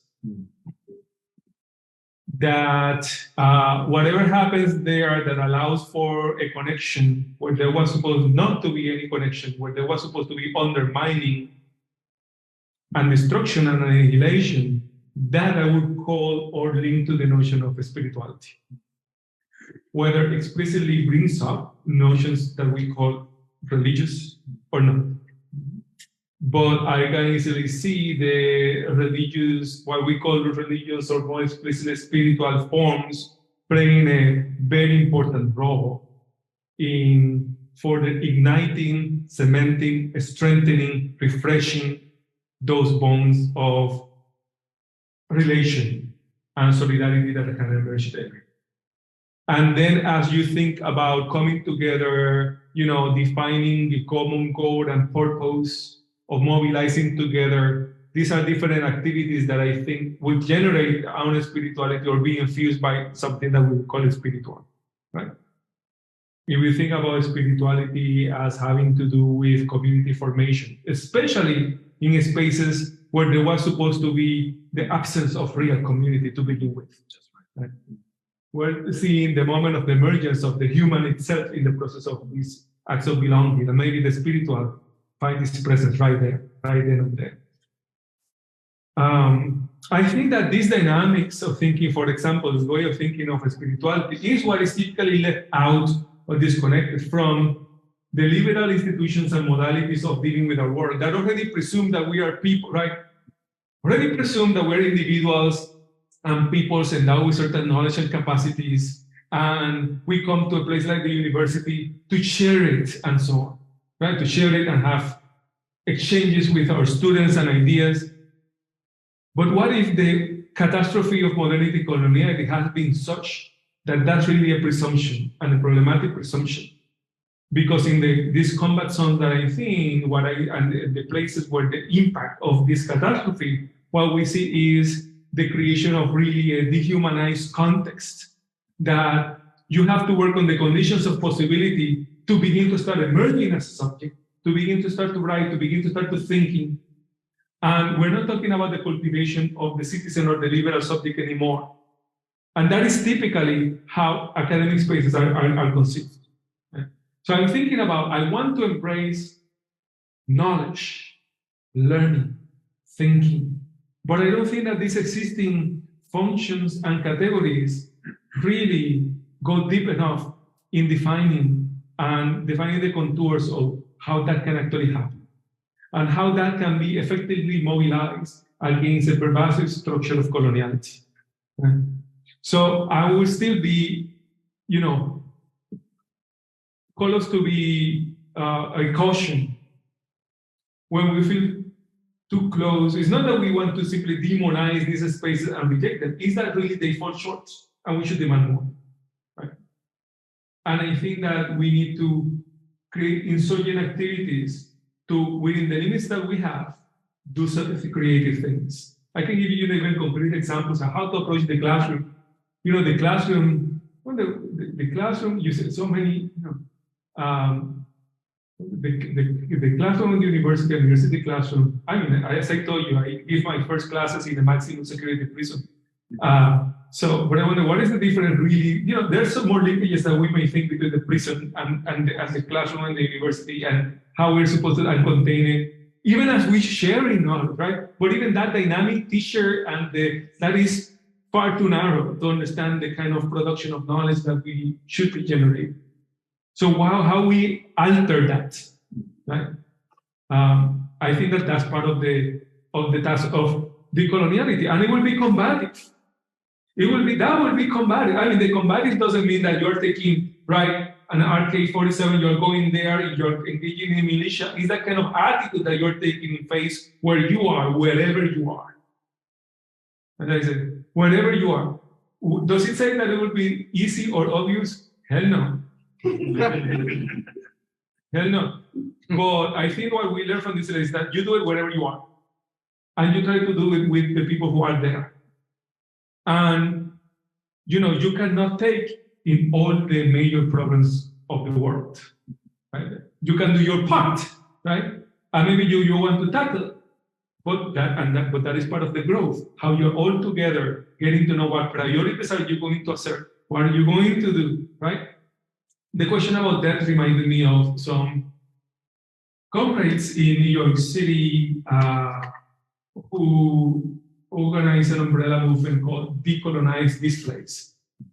And in one of the last campaigns, they have mutated into an even more general, comprehensive organization, umbrella organization, which is about anti-imperial and anti-national feelings and so forth. But one of the things that they did in the last campaign, they organized a strike against the MoMA, against the Museum of Modern Arts in New York City. I had the privilege of working with them and convening a group of educators and curators in support of the strike. Well, one of the main documents generated, talking about combativity, look at those videos of them coming into places like the American Museum of Natural History in New York City, taking over the entire museum, doing counter tours of the entire museum on October the 12th, Indigenous Peoples Day. Yeah. Right? While calling for the removal of the statue from Theodore Roosevelt was removed, just very recently. Right? But they were fighting against that, right? And they were building in ancestors that were doing it. And this is part of it. The memory ancestrality is key because you realize that our ancestors were facing some of them even hardship problems. They were fighting and they survived. They will keep carrying that legacy. And we keep carrying the legacy, Fanon says, without any kind of certainty that we will win. Either. We don't know. But the struggle must happen anyway, because there's the only way in which we can reconstitute our bones and we emerge as human beings in that struggle, right? If we emerge as human beings, well, we're not really caring about the situation of other human beings, part of dehumanizing the planet, what kind of human beings are we, right? But the combative is so in the museum right there. It can be in your classroom. It can be, the combative is everywhere. I'll show you an example of the combativity of the feminist collective here, right? And for me, it's combative. And these terms, combative, are they, concepts from the imperial power that have used? They did not invent some of these terms, or they don't have monopoly on the use of all terms or on the meaning of those. That's why we were talking this morning about love, right? And some people say, well, love has been so co-opted and used, right, as a condescending, has all this weakening. Well, how we can have a radical character? Well, some of us things and some groups, they do love, but we can use combat. We can also use war. But we're not naturalizing war or naturalizing conflict. We're placing it within an conceptual infrastructure that we're giving exact role and place, and where we think is important, and those terms can be important to make it, to make it more difficult for these different cooptations and commodifications to take place of the decolonial, of the liberation, and so on and so forth. So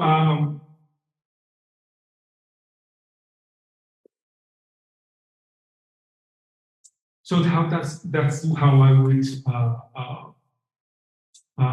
point to the presence of the combat. That is there in many places. That's why, instead, and this is the other thing I would say, that I would caution, as I was saying, caution us a little bit to what could end up being a romanticization of ordinary life and so on and so forth, because there are so many aspects of ordinary life everywhere that are complicit with power, right? Yeah. But the combative marks the terrain of that moment, when at least there is an effort, a convening to try to address those and not collapse into those and try, right? And that's where the collectives emerge. The collectives are typically the sites of combat. And that's why, again, the feminist collectives, that notion of is also being used as the space for combativity. But what if thinking, fresh thinking, decolonial thinking, happens much more at the heart of collectives than at the heart of any critical studies program or philosophy program, theology program in the academy. So we need to learn to recognize that and allow ourselves to learn from and work with and become co-combatant with those figures. Thank you so much, Professor Maldonado-Torres and Professor Burnett, because this is how a semillero works. It's a kind of common and creative collaboration between together, each other, and then trying to open our minds, our lives, to imagination. So the seed of the colonial thinking is there and the colonial combativity. And I would like just to conclude with some of the phrases that I was just writing, listening to you. Where is the front? Where is the soil? Where is the horizon of the combative, of the coloniality? Where the wretched of the earth? I would like to add here First Nations, Afro-diasporic people, queer and disappeared person, undocumented immigrants. They are creating the ways of living together. And that is the place where combating the coloniality arises. And it's a call, probably, for all of us to be part of the conversations. Thank you so much, Professor Burnett, Professor Maldonado-Torres, for your words, your insights, and please join me in prayer.